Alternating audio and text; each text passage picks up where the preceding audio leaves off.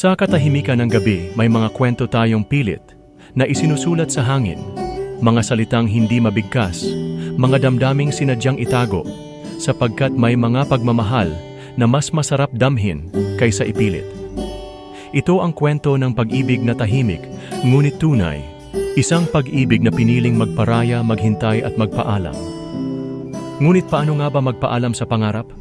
Paano hahayaan ang puso na bumitaw kung ang bawat pintig nito'y tumatawag sa isang pangalan? Ito ang lihim na nais ilahad. Isang lihim na isinulat para sa iyo kahit na huli na ang lahat.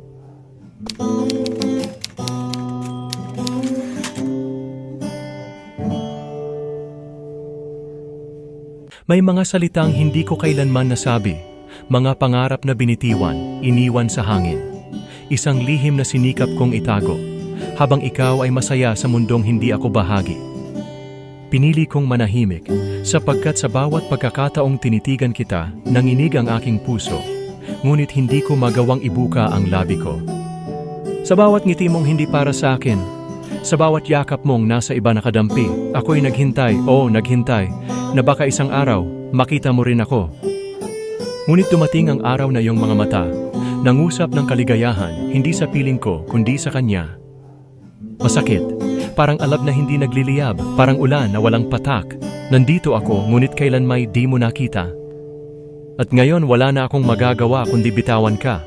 Hindi ko gustong sirain ang iyong ngiti, kaya't hiniling ko sa buwan at mga bituin. Sana ang pag-ibig ko'y mahanap mo sa kanyang mata. Dahil tayong dalaway sa panaginip na lang, mga alaala ng paano kong, ngunit hindi na magiging tayo, at sa panaginip kong iyon, ikaw ay akin pa rin. Kaya heto, paalam na. Paalam sa mga pangarap na ako'y iyong mahagkan. Paalam sa lihim kong pag-ibig na hindi kailanman sinabi. Paalam, dahil ang mahalaga'y masaya ka. At kung sakali mang marinig mo ito, kung sakali mang maalala mo ang ngiti ko, huwag mong isipin na ako'y nagalit o nasaktan. Ako'y masaya, sapagkat ang pagmamahal ko'y natutupad.